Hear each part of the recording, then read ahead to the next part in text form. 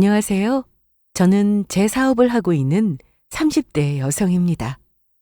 지금은 형편이 펴서 사업이라 불릴 규모의 일을 하고 있기는 하지만 처음 시작할 때만 하더라도 저 혼자서 모든 일을 도맡아 할 정도로 자그마한 구멍가게에서 시작했던 일이기에 사업을 이만큼 키우기까지 제법 고생을 많이 했습니다.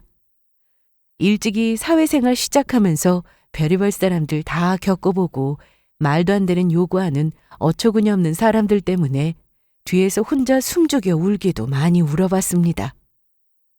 제 딴에는 나이답지 않게 별의별 사람들 다 겪어왔다고 생각했는데 결혼해서 살면서 별나도 정말이지 이렇게까지 별나고 희한한 사람들이 다 있나 싶을 정도의 희한한 인간들을 다 겪어보게 되었습니다. 하지만 제가 제 피 섞인 친정 식구들도 아니고 아무리 시댁 식구라 해봤자 나한테 득될 것 하나 없는 사람들한테 마냥 멍청하게 당하면서 살아줄 정도로 허술하지는 않아서 마냥 봐주지만은 않았어요. 남편과는 20대 시절 재래시장 2층에 있는 청년몰에서 일할 때 처음 만나게 되었습니다. 요즘은 재래시장 발전이 많이 되어서 지상층에는 재래시장의 가게들이 운영되고 2층의 남은 자투리 공간을 청년들에게 대여해 주어서 청년 사업을 하기도 하고 문화 공간처럼 꾸며서 운영을 많이 하거든요. 어릴 적부터 손재주가 좋은 편이었던 저는 고등학교 졸업하고 나서 바로 사회로 뛰어들어 제가 손수 만든 수공예 제품들을 판매하면서 제 가게를 꾸려나가기 시작했습니다. 남편은 같은 청년몰에서 일하는 사람은 아니었고요. 1층 재래시장에서 과일 가게를 자그마한 가게를 운영하는 사람이었습니다. 재래시장에서 남편만큼 젊은 사람은 찾아보기 어려웠습니다. 그만큼 남편도 사회생활을 일찍 시작한 셈이었고 재래시장 상인 어르신들에게는 거의 아들 취급을 받을 정도로 젊은 축에 속했습니다. 남편은 가정 환경에서 결핍이 많은 사람이었어요. 남편은 아들 둘 있는 집의 둘째 아들로 태어났는데 자라면서 장남인 형과 차별을 많이 받은 것 같았습니다. 저희 집은 아들, 딸, 첫째이든 막내이든 상관없이 친정 부모님이 항상 동등하게 대하시려고 노력하시는 편이어서 그런 아픔 모르고 살아왔는데 남편은 자라오는 내내 형과 자신의 처지를 비교하며 형이 당연하게 받는 사랑을 받지 못하는 것에 대한 결핍이 심한 편이었어요.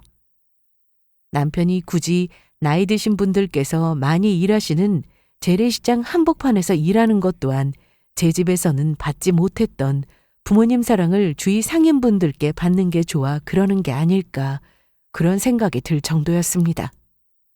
저는 제 나름대로 그 사람이 참 짠했어요. 부모 사랑이야 태어나면 아무런 조건 없이 당연히 받아야만 하는 것인데 부모가 장남만 차별하면서 아무 이유도 없이 둘째인 나만 홀대하면 나 같아도 애정결핍이 생기지 않기 힘들겠다 싶기도 했고요. 그렇게 안타깝고 애잔하게 생각하는 마음은 곧 애정이 되었고 피차 젊은 나이에 제 가게 꾸려나가느라 고군분투하며 서로에게 의지하기 시작하면서 결혼할 사이로까지 발전하게 되었습니다. 시댁에 인사드리러 갈 때 이미 남편의 형은 결혼해서 가정을 꾸리고 있었어요. 남인 제가 보기로는 그저 평범하기 그지없는 사람이었습니다. 그래도 장남인데 대학은 나와야 한다며 시부모님이 하도 성화를 부리셔서 재수해서 전문대 졸업한 이후에 한 중소기업에 취직해 일을 하고 있다고 했습니다. 남편 입장에서는 그건 역시 상처였던 모양이더라고요. 그래도 인근 4년제 대학 합격할 정도는 되었는데 형한테는 재수까지 시켜가며 전문대나마 보내주었으면서도 부모님이 둘째 아들 대학 보낼 학비 대줄 생각 없다는 데에 대해서 상처를 많이 받은 모양이더라고요. 들어보면 시어머니가 너무하시긴 했어요. 무슨 밖에서 남편이 낳은 아들도 아니고 장남이든 둘째 아들이든 자기 배 아파서 낳은 아들인 건 똑같은데도 어떻게 그렇게 아들들 대하는 태도가 다른지. 모친의 차별로 인해 어릴 적부터 가슴에 생채기가 많은 남편이 안타까웠죠. 저야 대학에 큰 뜻 없어 바로 고등학교 졸업하고 사회생활 시작했지만 남편이야말로 대학을 가고 싶었는데도 형편이 따라주지 않아 울며 겨자 먹기로 취업 전선에 뛰어들었으니 저 사람 가슴에 쌓인 울분을 내가 어찌 다 짐작할 수 있겠나 싶었죠. 그래놓고도 전문대 졸업하고 나서 번듯한 일자리 구하지 못하고 몇 년을 놀다가 시아버지께서 아름아름 지인들 통해 들여보낸 것이 당시 지내고 있던 중소기업이라고 했습니다. 결국은 평생 부모 도움 없이는 아무것도 해내지 못한 장남이었어요. 저런 사람도 결혼해서 가정 이루고 산다는 게 신기할 지경이었죠.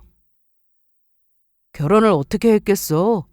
결혼하면서 집이고 뭐고 집안 기둥뿌리 다 뽑아가면서 해줬으니까 가능했던 거지. 남편 말 맞다나 아주버니와 제 손이 동서인 형님 부부는 신혼집도 시댁에서 해주셨다고 하더라고요. 그렇다고 해서 뭐 시댁 형편이 대단하게 좋은 편은 아니니 집장만을 해주실 정도까진 아니셨고 전셋집 얻는데 전세금 대부분을 해주신 모양이더라고요. 그것마저 자기들 힘으로만 하기에는 부담스러우니까 은근히 남편더러 돈 좀 보태달라고 눈치를 주다가 집안이 한바탕 뒤집혔다고 했습니다.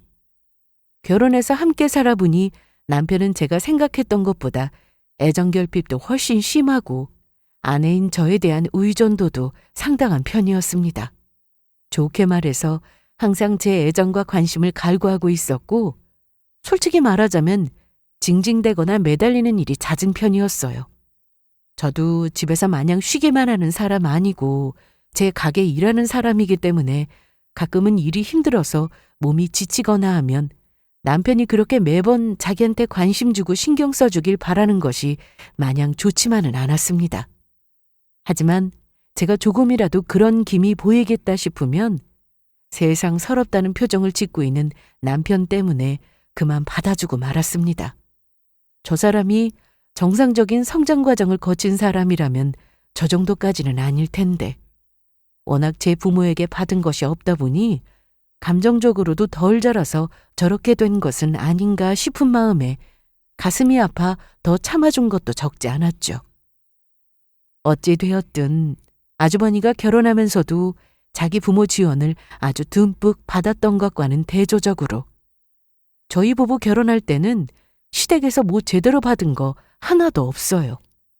솔직히 남편한테 잘하면서 부모한테 어떤 대접 받았는지 들은 그 순간부터 속으로 시댁에서 결혼한다고 도움받기는 텄구나 생각하기는 했습니다. 심지어는 해주는 거 하나 없으면서도 그래도 딴에는 아들 장가 보낸다고 혼수며 뭐며 이것저것 바라는 티내는 건 기가 차기 짝이 없었죠. 물론 그런 부분은 결혼 전에 남편과 이미 합의가 되어 있었습니다. 나한테 시집 온다고 뭐 하나 제대로 된 거 해주지도 못하는데 무슨 혼수까지 해요. 우리 그런 거 다 생략할 테니까 그렇게 아세요. 남편이 그렇게 딱 잘라 말하니 기분 나쁜 티를 숨기지 못하는 시어머니였지만 기분 나쁘면 뭐 어쩔 거예요. 같은 자식이라도 모자란 큰아들한테는 그렇게 세상 아까울 것 없다는 듯이 퍼져놓고 둘째 아들은 나 몰라라 하면서 어디 혼수까지 바랍니까? 아무리 내 남편 부모라고는 해도 내 남편에게 씻을 수 없는 상처 남긴 사람들인데 만나기도 전부터 솔직히 감정은 그리 좋은 편은 아니었습니다. 게다가 새 며느리인 저 역시 처음부터 잘 대해주지 않은 시어머니였어요. 큰아들 작은아들 그렇게 차별을 하는데 큰며느리 작은며느리라고 차별하지 않았겠습니까? 시집 오면서 시어머니한테 그 흔한 패물 한 점을 받아본 적이 없습니다. 집안에 있는 패물이라고는 아주버니 결혼할 때 이미 형님 품에 고스란히 싹 다 넘어가고 한 점도 남아있지 않았어요. 제가 참 이해가 안 가는 것이 그렇게까지 장남에게만 사랑을 퍼부을 정도로 장남이 잘났으면 또 어떻게든 이해해보려고 시도라도 해보겠는데 제 남편이라서가 아니라 객관적으로 따져봐도 아주버니가 제 남편보다 딱히 나아 보이는 것이 단 하나도 없습니다. 심지어 남편은 부모 도움 하나 받지 않고서도 20살 어린 나이에 청가물 시장에서 생고생하며 경력 쌓아 비록 재래시장 한켠에 조그만 자리기는 하지만 제 가게를 꾸리는 데까지 성공하지 않았습니까? 집안에서 돈 쏟아부어 간신히 전문대 졸업시키고도 제 힘으로 취업조차 못해서 그곳까지 부모 도움 받은 아주버니와 비교할 것이 못되었죠. 그런 아주버니가 용케도 결혼에 성공한 형님은 자기 사업을 하고 있다고 했습니다. 말이 사업이지 사실 당시 저희가 장사하고 있던 규모보다 대단하게 크지도 않았어요. 역시 아주버니처럼 전문대 나와서 광고 디자인 일을 하고 있다고 저 처음 만난 자리에서 유세를 부리듯 설명하는 형님이었습니다. 디자인 일이 워낙 시류도 많이 타고 급변하는 시장이라서 도련님이나 동서야 잘 모르겠지만 사업이라는 게 워낙 녹록지가 않은 일이라서 말이지. 그래서 내가 바빠서 시댁 행사에 늦거나 빠지게 되더라도 그러려니 하고 이해해줬으면 해. 처음 만나서부터 정이 안 가는 발언이었습니다. 대단한 광고업체라도 운영하는 것처럼 잘난 척하며 말하고 있기는 했지만 이미 남편에게 들어 대강 어떤 일을 하고 있는지는 파악하고 있었어요. 거창하게 광고회사라 말하고 있기는 했지만 실상은 술집이나 대리운전 이런 것들 명함이나 전단지 만들어주는 딱지 광고 만드는 작은 영세업자였다는 걸요. 애초에 그렇게 대단한 사업하고 있는 사람이면 신혼집을 제 능력으로 자가로 구입하기는커녕 그 전세금도 마련하지 못해서 전적으로 시댁 도움을 받았겠어요? 그렇게 사정 조금만 알고 보면 형편 빤히 보이는데도 눈에 훤히 보이는 과장과 부풀리기를 주저하지 않고 일삼는 허영심 가득한 형님이었습니다. 그런 형님까지 자기 장난감 묶어서 어지간히도 올려치는 시어머니였어요. 그래. 통서지간에 서로 도울 일 있으면 도와야지. 사업하는 사람이 오죽이나 일이 많고 고단한 일이 많겠어? 원래 집안의 마지가 바로 서야 아랫사람도 평안하게 잘 지낼 수 있는 거야. 그러니 둘째 너도 내 형님을 친동기간이라고 생각하면서 성심껏 잘 보필해야 한다. 듣자 하니 웃기지도 않는 소리였습니다. 제가 이 집안에 무슨 자기들 몸종으로 들어온 줄 알아요? 자기들 둘째 아들 차별하기를 밥 먹듯이 하다 보니 남의 집 귀한 딸도 그렇게 대해도 당연히 괜찮을 줄 알았나 본데 제가 또 그런 거는 참아주는 성질이 아니거든요. 그래도 저희끼리 잘 살아보겠다고 나름대로 애를 썼어요. 저도 아직 규모는 작긴 하지만 제가 만든 수공예 제품이 아름아름 단골 손님들의 입소문을 타면서 조금씩 주문량을 늘리고 있었고 남편도 20살 어린 시절부터 서러움 달래가며 쌓은 장사 인맥 활용해가며 열심히 일했습니다. 저희 부부 피땀으로 노력해서 일군 재산으로 시댁 도움 따위 하나도 받지 않아도 저희 부부 잘 살 수 있다고 자신했어요. 그러다 남편 가게를 접어야 할 정도로 큰 위기가 닥쳤으니 얼마나 마른 하늘에 날벼락 맞는 심정이었겠습니까? 문제의 원인은 남편이 10년 가까이 이어진 인연이라며 형님하고 부르며 제 친형보다 따랐던 도매업자였습니다. 오랜 기간 믿고 일한 사람이었으니 갑자기 급하게 돈이 필요하다면서 납품할 과일 대금을 미리 당겨서 달라고 한 걸 제게 아무런 상의도 하지 않고 의심 없이 덜컥 돈부터 보내주었다가 사달이 난 거죠. 믿는 도끼에 발등 찍히는 법이라지 않습니까? 알고 보니 그 형님이라는 인간 도박에 빠져서 해먹은 돈이 한두 푼이 아니었더라고요. 마지막으로 돈 당겨서 털어먹을 심산으로 남편에게 연락했던 걸 덥석 물었던 거죠. 그 도매업자 가게에 찾아보았다. 이미 피해를 당하고 성난 사람들이 한탕 뒤집어 엎은 통에 아무것도 남아있지 않고 쓰레기만 뒹굴거리는 꼴을 보고 남편이 자리를 털썩 주저앉았습니다. 어떻게 이럴 수가 있어? 어떻게 사람 믿음을 이렇게 배신을 해?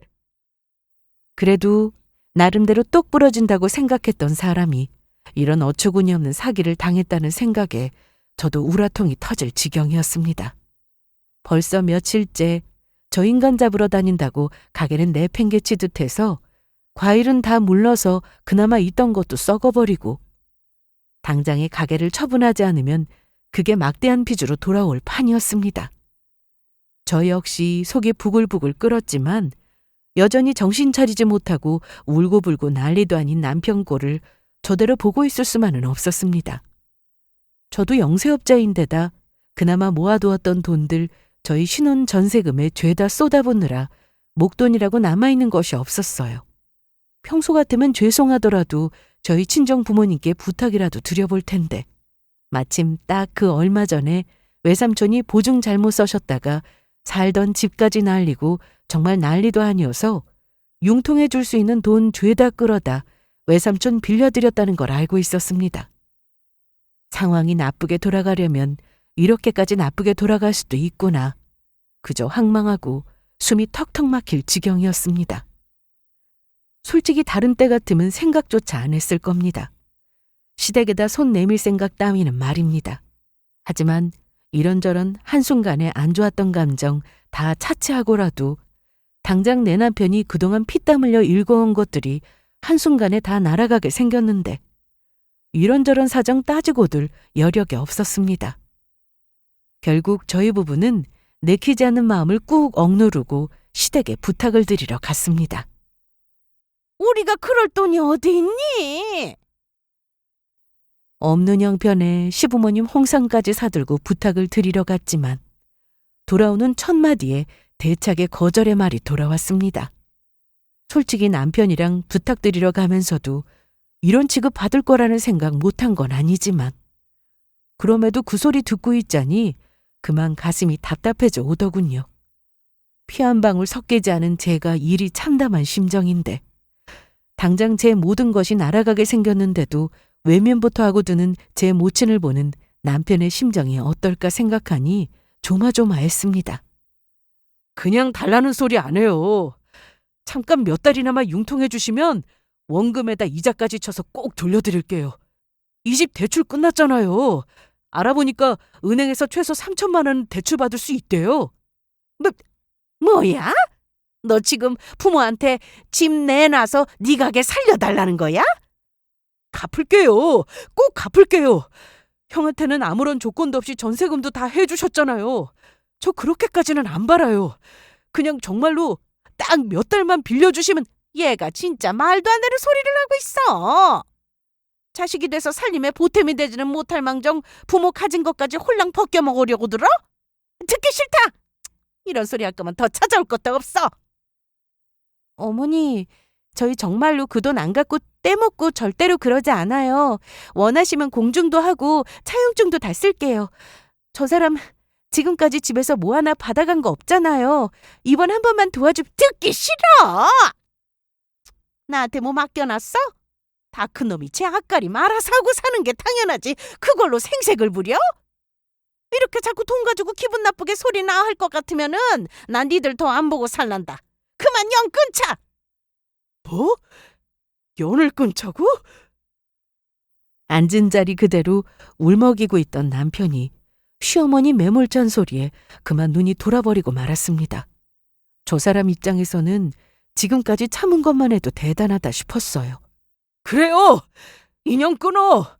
부모가 돼서 자식이 망하든 말든 내버리는 부모 나도 더는 필요 없어요.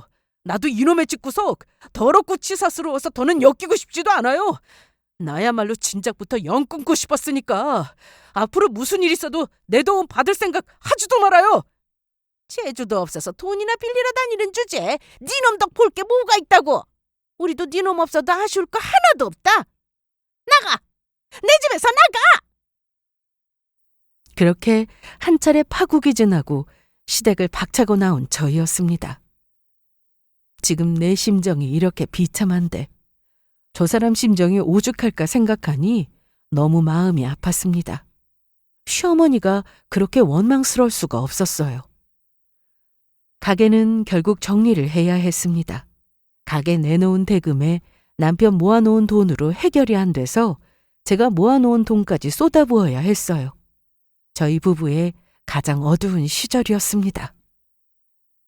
상황은 너무나 안 좋았지만 그래도 저희 두 사람 아직 젊고 무슨 일을 해도 설마 입에 풀칠도 못하고 살지는 않겠지 생각하며 기운을 내려 노력했어요. 하지만 남편은 좀처럼 기운을 차리지 못했습니다. 벌써 며칠째 밥은 거의 먹는 둥 마는 둥 하면서 잠만 자고 있는 남편이었어요. 저러다 남편이 잘못될까 그게 더 큰 걱정이었습니다. 그래도 며칠 지나고 나니 저 밖에 나가 일하는 동안 자기 밥도 찾아 먹고 그러기는 한 것 같더라고요. 그나마 제 끼니 챙기는 것을 다행이라 생각할 정도로 남편 상태가 안 좋았습니다.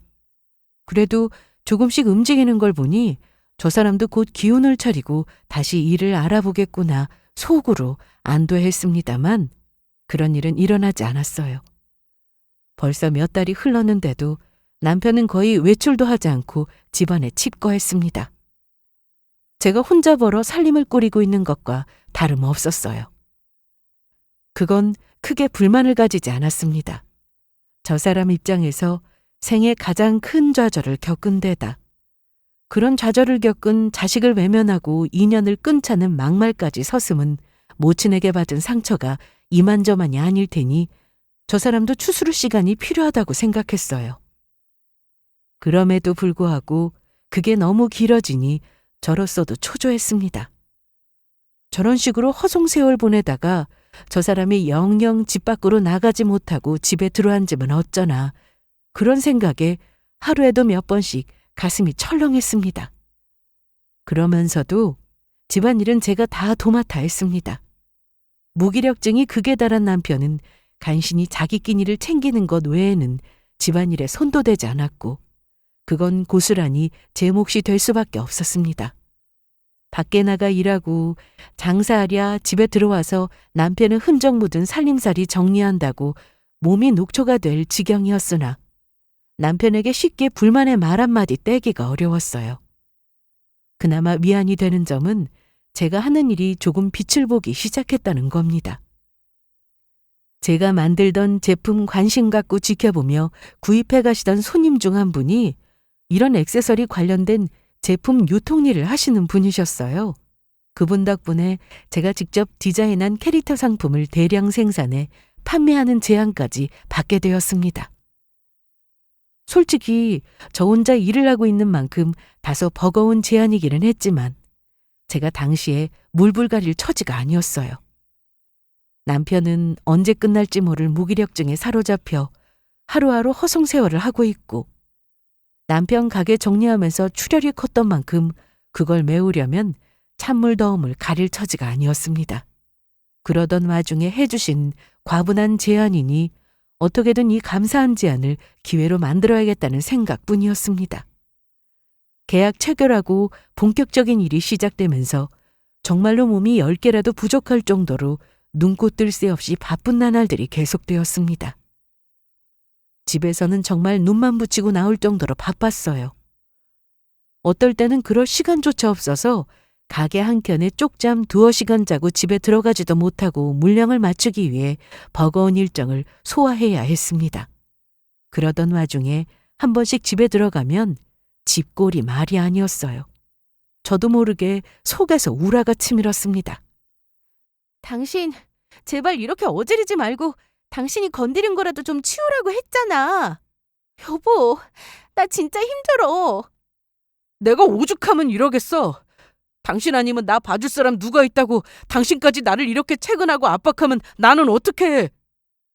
정말 참다 못해서 남편에게 한 소리 했더니 금방이라도 눈물을 쏟을 것처럼 인상을 와락구기고 오히려 자기가 서운하다는 소리를 하는 남편이었습니다.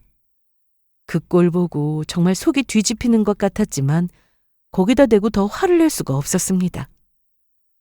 나약해진 저 사람 상태에 괜히 더 걱정스러울 일 만들까봐 그게 더 감당이 안 되기도 했어요.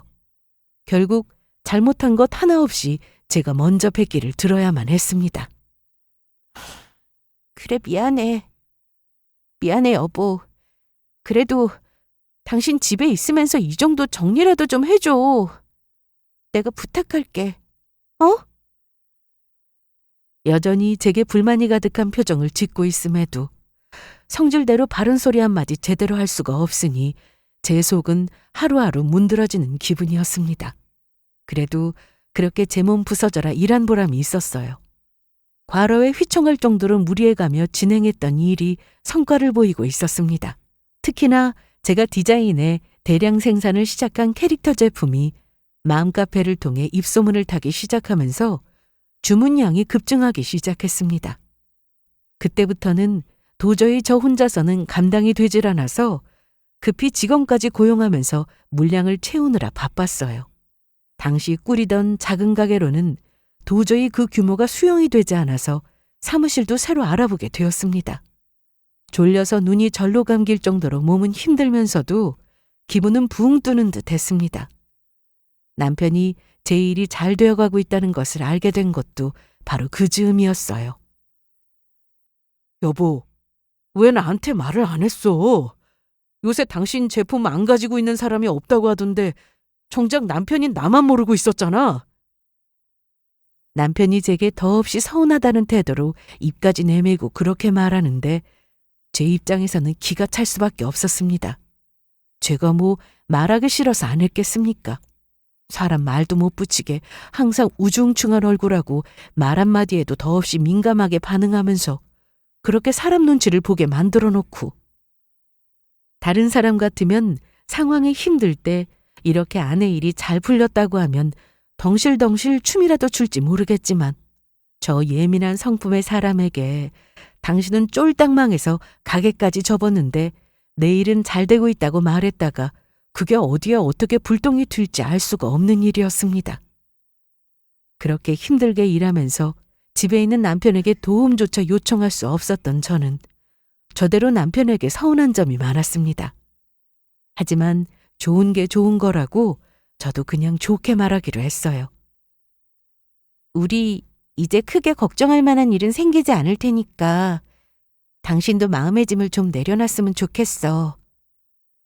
남편 일 그렇게 되고 다소 서먹해져 있던 부부 사이지만 그래도 아내가 일 잘 돼서 성공한 사업가 되었다는 것이 기분이 나쁘지는 않았는지 남편 표정이 조금 풀렸습니다. 저는 이렇게라도 남편이 좀 기운을 차려서 다시 사회생활도 시작하고 예전처럼 지내줬으면 하는 그것 말고는 바라는 것이 없었어요. 둘째 아들 내외가 도움의 손길을 요청했다는 이유로 2년 끈차는 막말을 했던 시어머니를 마주한 것은 그로부터 일주일도 채 지나지 않았을 때였습니다. 집에서 잠깐 눈 좀 붙이려고 밤늦게 터덜터덜 집으로 들어갔더니 내 집에 떡하니 앉아있는 시어머니를 보고 그만 기절초풍하는 줄 알았습니다. 어머니가 여긴 어쩐 일이세요? 어쩐 일은? 어미가 돼서 자식 집에 한 번 못 와본다니? 결혼하고 집들이 했을 때 이후로는 한 번을 집에 온 적이 없었던 시어머니 뻔뻔한 소리에 기가 막혔습니다. 아니, 둘째 아들 형편 안 좋아졌다고 2년 끊자고 할 때는 언제고. 그런 말한 적 없다는 듯 뻔뻔하게 앉아있는 시어머니를 내 집에서 보게 되다니요. 게다가 제 모친이랑은 그만 지긋지긋한 2년 끊겠다며 아주 개싸움을 하고 돌아왔던 남편이 무뚝뚝한 얼굴로 맞은편에 앉아있는 건 더 기가 찼고요. 아무 용건 없이 어머니가 여기 오실 분은 아니시잖아요. 무슨 일이신데요? 아니, 얘는 내가 꼭 무슨 목적이 있어야만 오는 것처럼. 민망해하며 중얼거렸지만 그 속내야 어차피 훤히 들여다보이는 일이고 그 말에 대꾸도 하지 않고 시어머니 입에서 나올 진짜 목적만 기다리고 있었습니다. 답지 않게 민망한 척을 하던 시어머니 입에서 드디어 본론이 나왔어요. 그게 말이다. 요새 네 형님 사업이 많이 힘이 든가 봐. 그래서요? 저도 모르게 날카롭게 말이 나갔습니다. 우리 힘들다고 할 때는 자식더러 2년까지 끊자고 하더니 대뜸 찾아와서는 형님 사업 어렵다는 소리를 하는데 제가 곱게 말하겠어요? 그러자 대번에 시어머니가 이렇게 말했습니다. 그래서라니. 너는 꼭 남의 이야기하는 것처럼 그렇게 서운하게. 이럴 때 가족끼리 서로 도와야지. 가족이라는 게 뭐니? 서로 힘든 일 있을 때 뭉치는 게 가족이지. 저도 모르게 비웃음이 터져나왔습니다. 가족이요? 어머니, 저희 힘들 때 좀 도와달라고 하자마자 자식한테 인연 끊자고 하셨던 거 기억 안 나세요? 가족이라뇨. 힘들 때 뭉치는 게 가족이면 저희가 가족일 수가 없죠. 안 그래요? 얘가 왜 예전 일을 툴추고 그래? 보란듯이 비꼬는 제 말투에 시어머니 얼굴이 시뻘겋게 달아올랐습니다. 그때야 워낙 감정이 격앙돼서 나왔던 소리고. 설마 아닌 애가 내 새끼하고 정말로 인연 끊자고 한 소리 하겠어? 얘, 안 그러니? 저는 시어머니가 저런 말 같지도 않은 소리를 하면 남편이 제가 뭐라고 하기도 전에 화를 내면서 시어머니 내쫓을 거라고 생각을 했어요. 그런데 이게 무슨 일인지 동의를 구하는 시어머니 말에 긍정도 부정도 하지 않고 그저 묵묵히 앉아있는 남편이었습니다. 남편 모습에 배신감을 느낄 수밖에 없었어요. 제가 지금 이렇게 열을 내는 이유가 다 누구 때문인데요? 저 사람 받았을 상처에 제가 더 화가 나서 그래서 자식 버리겠다는 소리를 서슴지 않은 시어머니와 일이 나를 세우고 있는데 정작 본인은 자기 모친 문까지 열어주고 저 소리를 묵묵히 듣고 있다니. 그러니까 시어머니가 자기 잘못한 것도 모르고 저렇게 기세가 등등한 거 아닙니까? 너도 그러는 거 아니다, 얘. 돈 벌어서 그거 다 죽을 때 싸갖고 가는 것도 아니고 결국 식구들 좋자고 하는 건데 이럴 때 힘이 되어주면 네 형님네도 얼마나 고마워하겠어. 그렇게 어려울 때 정작 어머님은 한 톨도 힘이 안 되어주셔놓고는 솔직히 제 입장에서는 너무 어처구니가 없고 황당하네요. 그리고 저희 이미 인연 끊은 거 아니었어요? 가족도 아닌 사람한테 이렇게 큰 부탁하는 거 아니죠. 전 그렇게 형님네 일이 안타까우시면 늘 하시던 것처럼 어머님이 도와주셔도 될 일이고 저는 그만 못 들은 소리로 할 테니 이만 돌아가 주세요. 아니 얘가 진짜? 더 듣기도 싫어서 제 방으로 쾅 방문 닫고 들어가 버렸습니다. 그렇게 잠시 후에 시어머니가 떠나고 남편이 방문을 열고 들어왔습니다. 당신 대체 무슨 생각이야? 어머님하고 화해라도 했어? 문은 왜 열어드렸어? 그래도 직접 여기까지 오셨는데 밖에 세워둘 수는 없잖아. 물은 소리를 나는 남편 보고 어이가 없었습니다. 하긴 자식이라고 한 번을 찾아오지 않던 모친이 친히 발걸음을 하셨으니 황송하기라도 하다는 듯한 남편 표정에 앞이 깜깜해지는 것 같았어요. 그렇게 당해놓고도 아무것도 아닌 심지어 또 제형 형수 살려달라는 모친 소리에도 저렇게 쉽게 흔들리는 남편이라니. 그동안 제가 저 사람 눈치 보느라 고생했던 것들은 아무짝에도 소용없다는 생각에 허탈하고 배신감마저 들었습니다. 그런 저를 보며 눈치도 없이 남편이 말했어요. 그래서 당신 정말로 모른 척 할 거야? 그게 무슨 소리야? 그럼 날더러 형님네 도와주라고? 내가 왜? 내가 그 집 구석에서 받은 게 뭐가 있다고? 뭘 또 그렇게까지 말해. 그럼 내가 안 그러게 생겼어? 당신도 제발 정신 좀 차려. 당신 그렇게 당해놓고도 지금 그런 소리가 나와? 당신이야 피 한 방울 섞인 남이니까 그렇게 모질게 말할 수 있을지 몰라도 나한테는 그래도 핏줄이야. 엄마가 오죽하셨으면 여기까지 찾아와서 며느리한테 자존심도 굽히고 저렇게까지 말씀을 하시겠어. 너무 기가 막히니까 단박에 말도 나오지 않을 지경이었습니다. 저만 시어머니한테 그렇게 당했어요? 자기도 같이 당해놓고, 아니 당해도 자기가 더 당해놓고, 그래도 자기 가족이라면서 제 편이 아니라 제 모친을 싸고 드는 남편이라니. 저 사람 가족이 내가 아니라 자기를 그렇게 홀대한 제 모친과 형님네라고 생각하는 게 아닐까, 그런 배신감마저 들었습니다. 다른 사람은 몰라도 당신은 그렇게 말하면 안 되지. 어떻게 당신이 나한테 그런 식으로 말해? 당신 힘들 때 옆에 있어줬던 게 누군데? 당신 모친이 당신 외면할 때 묵묵히 옆에 지키고 있던 사람이 누구인데? 그렇게 분노와 서운함을 토로하는데도 여전히 자기 기분 상한 것에만 신경 쓰며 입을 꽉 다무는 남편이었습니다. 남편 저 속 터지게 만드는 태도 때문에 그간 제가 참아온 게 얼마인데. 저도 더는 그 꼴 보기 싫어서 남편 그대로 내버려 두고 그만 그 자리 박차고 일하러 나가버렸습니다. 너무너무 서운했어요. 너무 화가 났습니다. 다른 사람은 몰라도 저 사람은 그러면 안 되는 거 아닙니까? 심지어 자기가 망할 위기인 형님네 사업 구명해주겠다는 것도 아니고 결국 제가 생고생해서 번 제 돈으로 살려내라 이 뜻 아닙니까?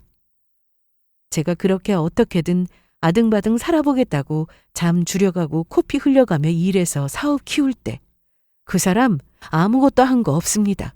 오히려 제게 짐이 되었으면 짐이 되었지 제 성공에 단 한 톨도 일조한 것 없는 사람이 어떻게 자기 그렇게 무시하고 버리려고 했던 사람들 돕는 일에 내가 번 돈 갖다 바치라는 말을 저렇게 아무렇지도 않게 할 수가 있습니까? 그동안 남편에게 쌓인 게 많았던 만큼 둑이 터지듯 분노와 원망, 서러움이 밀려들었습니다. 내가 그렇게 노력했는데 그 노력은 아무렇지도 않게 생각하면서 자기 홀대하는 제 본가 식구만 가족 취급을 해주다니 정말이지 그 사람을 보고 싶지가 않았습니다. 속이 시끄러워 더 일에 전념하면서 며칠을 집에 들어가지도 않았어요. 그러는 동안 남편에게서 전화 한 통, 문자 한 통 오지 않았습니다. 남편 집에서 우울하게 있을 때, 그 바빴을 때도 수시로 전화 문자 해가며 밥은 챙겨 먹었느냐, 잠은 잘 잤느냐, 그리 신경을 써주었는데 참 헛수고했다는 생각을 지우기가 힘들었습니다. 그렇게 며칠 만에 집에 들어갔더니 이번에는 시어머니만 저를 기다리고 있는 게 아니었어요. 아주버니의 형님까지 주인도 없는 남의 집에 마치 자기 집 안방 마냥 거실에 퍼질러 있는 광경을 목도하는 제 뒷목이 쭈뼛해졌습니다. 벌써 며칠은 남의 집에 죽치고 있는 꼴이었어요. 이게 뭐예요? 지금 남의 집에서 다들 뭐 하는 짓들이냐고! 남이라니! 같은 식구끼리 좀 와 있을 수도 있지. 누가 누구 가족이라는 거야? 당장 다들 못 일어서? 정말 끌려나가야 정신을 차리겠어?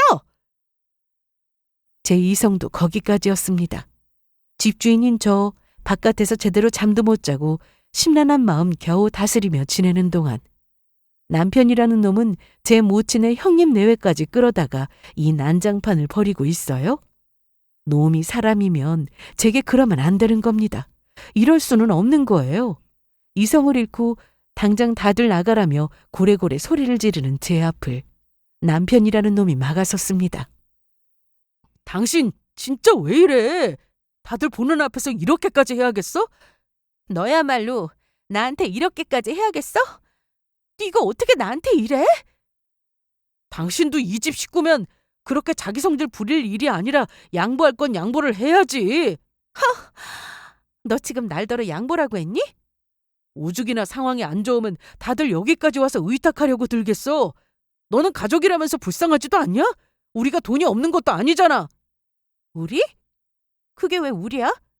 너 꼭 그렇게 내 거 네 거 나눠가며 사람 자존심을 건드려야겠어? 이게 뭐가 그렇게 어려운 일이라고. 너 하나만 참으면 되잖아. 너 하나만 참으면 다 해결될 일을 왜 이렇게 일을 크게 만들어? 그냥 다 같이 지내면 될 일을. 머리에서 뭐가 뚝 끊기는 것 같더라고요. 당장에 눈앞의 놈을 찢어 죽이고 싶었습니다. 저놈이 사람이면 이럴 수가 없었어요. 제 핏줄도 버린 놈을 걷어준 사람 앞에서 이따위 배은망덕한 짓거리를 벌이는 저놈이 제정신일 리가 없었어요. 모친에게 받지 못한 사랑을 애달파하는 것 보며 제가 더 마음이 아팠습니다. 불쌍한 사람이라고 생각했어요. 웬걸 제가 더 불쌍한 사람이었어요. 자기 호구 취급하는 어미 같지도 않은 어미와 형제 편드느라 제 마누라를 아무렇지도 않게 배신하는 놈인데 저 호구 같은 놈 더 끼고 살았다가는 내 인생까지 시궁창에 처박힐 판이었습니다. 고작 저 정도 놈이라면 버려야죠. 나를 아끼지 않는 놈이라면 미련 없이 버려야죠. 저거 데려가세요. 뭐? 저거 데려가시라고요. 저놈은 어머님이랑 가족이라잖아요. 저는 그쪽들 가족 아니에요. 이제 저놈하고도 더는 가족 안 할 테니까 저 등신 같은 놈 챙겨가시라고. 야! 어디서 내 집에서 큰 소리야! 하는 거 하나 없이 내 집에 얹혀 사는 빈대 주제. 이제 거지 같은 제 식구들까지 물고 와? 제 벼락 같은 외침을 끝으로 곧장 화장실로 뛰어들어가 세숫대에 물을 한가득 받았습니다. 그걸 그대로 들고는 그것들 있는 데다 촥 뿌려버렸어요. 야, 야, 너 미쳤어? 미쳐도 너만큼 미쳤겠니? 야, 이 등신아! 그렇게 당하고도 아직까지 정신을 못 차리니? 지금 아쉬우니까 저것들이 너한테 들러붙어도 저것들이 언제까지 너 가족 취급해줄 것 같아? 뭐라도 뜯길까봐 인연 끊쳐든 인간한테 버림받고 사람 구실도 못하던 거 걷어줬더니 나를 이딴 식으로 배신해? 너 같은 놈은 평생 그런 대접이나 받고 살아야 돼! 분노를 폭발하며 바른 말하는 저를 보며 수치심에 놈 얼굴이 시뻘개졌습니다. 하지만 겨우 이 정도로 끝날 일이 아니죠. 나 돈 버는 동안 내 집에 빌부터 살던 주제에 나 그동안 돈 버는데 한 거라고는 아무것도 없는 놈이, 아무 쪽에도 쓸모없는 놈이, 네 놈이 내 돈에 무슨 지분이 있어서 감히 건방지게 내 재산으로 네 거지 같은 식구들 먹여 살리라는 소리를 해? 나 아니면 당장에 길바닥에서 빌빌기며 빌어쳐먹을 놈 주제에! 감히 뻔뻔하게 내 집에 기어들어온 것들에게도 한마디 했습니다. 저 멍청한 놈 하나 구슬리면 어떻게든 될 거라고 생각했나 본데 저놈 내가 갖다 버리면 당신네들이 무슨 권리로 여길 붙어있을 건데? 뻔뻔도 하지. 버린 자식도 자식이라고 빌붙을 생각을 하고 몸뚱이 멀쩡하면 스스로 벌어먹을 생각을 해야지. 자식한테 빨대 꽂을 생각부터 해? 이 천박한 것들아? 너 시어미한테? 저 모자란 놈 갖다 버릴 건데 시어미는 무슨? 이봐요. 여기 이 집 명의도 4명이, 가게도 4명이, 재산도 4명이, 저놈 가진 건 한 푼도 없어. 뭘 믿고 감히 내 앞에서 설쳐? 그렇다고 저놈이 나 죽어라 일하는 동안 지방건사를 하기랬나, 집에 기생하는 바퀴만도 못한 놈이 내 재산에 기여한 거 하나 없는 놈이 저놈이! 내가 홀딱 벗겨 당장에 내쫓아도 아무것도 못하는 놈이 저놈이라고, 알아? 서슬퍼런 제 기세에 그것들 주둥이가 그만 합주기가 되었습니다. 그것들도 이제 깨달은 거죠. 모자란 둘째 아들놈 구슬려서 어떻게 비벼보려고 했는데 도리어 저놈이 저한테서 떨어져 나가게 되었다는 것을요. 저놈 아니면 저것들과 저 사이에 접점이라고는 하나도 없었습니다. 야, 너 짐 싸. 짐 싸서 그렇게 좋다는 네 식구들이랑 같이 꺼져. 이게 진짜 보자 하니까. 딴에 자존심은 있어서 제 식구들 앞에서 자존심 짓밟은 제게 발끈하는 놈 귀싸대기를 그놈 식구들 보란 듯이 힘껏 올려붙였습니다. 꼴에 자존심 내세우기는. 야, 이 등신아. 세우려면 그 알량한 자존심 저것들 앞에서나 세웠어야지. 그러니까 평생 네 꼬라지가 그 모양인 거야. 애초에 기가 센 놈도 못 되었어요. 그러니 적고를 당하고 살아도 평생을 저기서 못 벗어나죠. 제가 뺨 한 대 날렸다고 수치스럽고 서러워 눈이 시뻘개지는 꼴이 그저 한심했습니다. 그 길로 바로 사람을 불렀습니다. 제 아들 이혼당하는 걸 보면서도 제 눈치 술술 보며 엉덩이 비비고 붙인 시엄이라는 인간은 한덩치 하는 사람들 위압감에 바짝 쪼그라들어서는 초라하게 들려나갔습니다. 어미야. 소원대로 가족끼리 오순도순 잘 살아보던지. 난 이제 댁 집구석에 관심 없으니까. 자존심도 없고 염치도 없는 것들. 내가 뭐가 아쉬워 걷어줘? 못 사는 것들 형편 안 좋으면 핏줄도 끊어내는 대단한 인간이니까 피 한 방울 안 섞인 내 집에서 내가 쫓아내는데 감히 억울하다는 소리는 못하겠지. 구질구질하게 나한테 빈대 붙을 생각 말고 다들 썩 꺼져, 이 거지 새끼들아. 여보, 네 여보 더는 여기 없으니까 너도 네 수준에 맞는 인간들이랑 어울려서 잘 살아봐. 네 수준엔 지금 그 인간들이 딱인 것 같으니. 그렇게 내 집에 비비고 든 오물들 싹 치워내니 이제야 숨통이 좀 트이는 것 같았습니다. 내 인생 갉아먹으며 어처구니 없게 저것들 편이나 드는 놈이 어떻게 제 가족이 될 수 있겠습니까? 그런 놈이랑 같이 살아봤자 그저 제 속만 터지고 제 정신 건강만 해치는 일이 되겠죠. 더는 놈 때문에 이런 꼴 겪으며 살 이유 없었습니다. 이혼 소송은 곧장 진행했습니다. 어차피 놈하고 뭐 가르고 할 것도 없이 죄다 제 것이었어요. 그걸 이혼하면서 제 눈으로 직접 확인하니 더 어이가 없었습니다. 대체 저놈 저게 제주제에 뭘 믿고 저한테 저따위 시건방을 떨었나 싶어서 말이죠.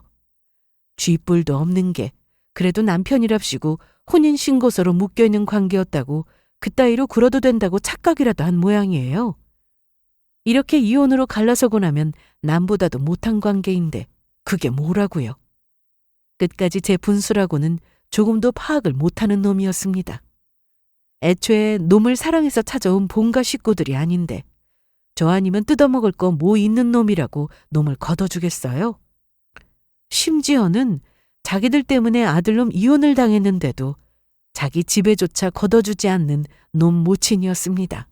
어디 돈 나올 구석도 없으니 어렵다는 첫째네 사업도 그대로 엎어지고 만날 제 모친한테 받았을 줄이나 알았지 고마운 줄 모르는 첫째네가 모친을 사람 취급이나 해줬겠습니까? 자기들 사업 구명 안 해줬다고 적반하장으로 나와 서로 개싸움하고 그렇게 귀해 죽겠다는 큰아들 내외와도 절연당한 여편네였어요. 멍청한 둘째 아들놈이 며느리 제대로 못 구슬려서 사랑하는 장남에게 버림받았는데 그런 놈을 걷어줄 리 만무한 성정의 여자였습니다. 이혼 마무리되고 덥수룩한 머리꼴과 수염을 해가지고 누가 봐도 백수임이 확실한 몰골로 나타난 놈이 특유의 그 불쌍한 척을 해댈 때도 그저 우습기만 했어요.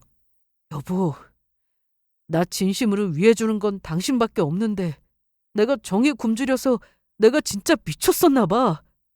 너무 후회돼. 내가 내 발등을 찧었어. 잘못했어. 내가 잘못했어, 여보. 너만 몰랐어. 너만 몰랐다고 이 등신아.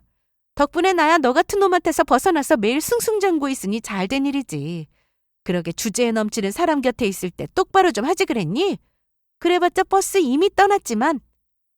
더는 그 인간이 안타깝게 보이지 않다는 사실을 깨달았을 때 비로소 이 지긋지긋한 결혼이 끝났음을 실감했습니다. 꼴에 체면은 더럽게도 챙기는 놈이어서 다행히 그 이후로 또 나타나서 저를 거슬리게 하는 일은 없었네요. 저는 여전히 사업으로 바쁘게 지내고 있습니다.